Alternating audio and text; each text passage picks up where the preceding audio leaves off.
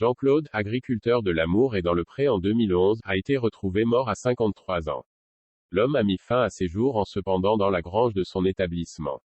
Un geste inexplicable dont la raison a néanmoins été dévoilée par le magazine Voici, ce vendredi 1er juillet.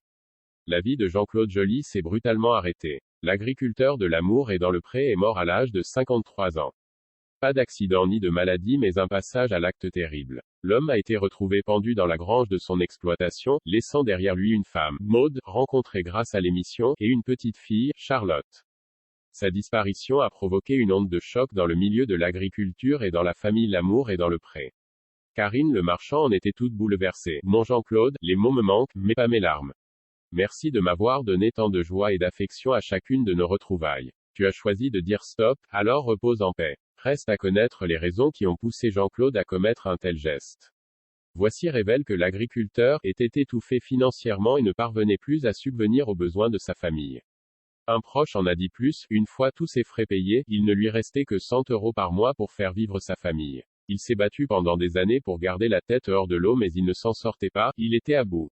Son entourage était très loin d'imaginer une situation aussi inextricable pour Jean-Claude, lui dont tout le monde peint le portrait d'un homme joyeux, et comme tout le monde, il rigolait, avait un mot gentil, toujours la blague. À la fin, on n'y pensait même plus à cette histoire de télé-réalité. Même si les agriculteurs sont plutôt des taiseux et il avait ce côté-là aussi, il ne s'épanchait pas sur ses problèmes.